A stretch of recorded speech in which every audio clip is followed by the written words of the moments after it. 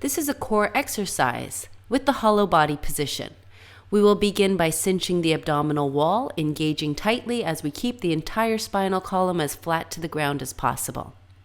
Keep the lowest ribs anchored down as well. Here's the starting position for the easier variation. The knees and hips are bent to 90 degrees. The knees are stacked over the hips. The arms are straight and vertical, stacked over the shoulders. Then you will reach back from your shoulders and extend out through one leg. Now the leg should be at approximately the same angle with respect to the body as the arms. Then return to the starting position. Knees stacked over the hips. Arms are vertical, hands stacked over your shoulders. And change legs as you reach back from your shoulders. Now you will extend out through the opposite leg and bring that leg to approximately the same angle with respect to the body as the arms are, holding the opposite knee stacked over the pelvis. And you will repeat, starting with knees stacked over the hips, then extend out through one leg, straighten that knee point away through the toes.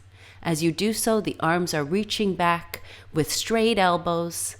Keep your lower back glued down to the ground as well as the lowest ribs as you engage firmly through your abdominal wall, and continue to press the back of the neck also to the ground, positioning your chin to 90 degrees with respect to your neck.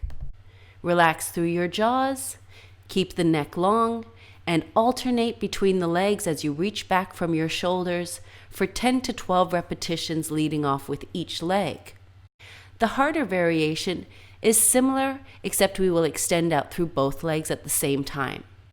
We'll begin with the knees stacked over the hips, bent, and the arms stacked over the shoulders. And then we will extend the legs straight vertical, reaching the toes up to the ceiling or sky.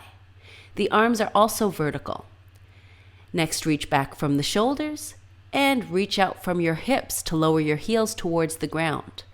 Now the legs and the arms should be at approximately the same angle with respect to the torso. Return to your starting position by bending your knees and pulling your hands towards your knees.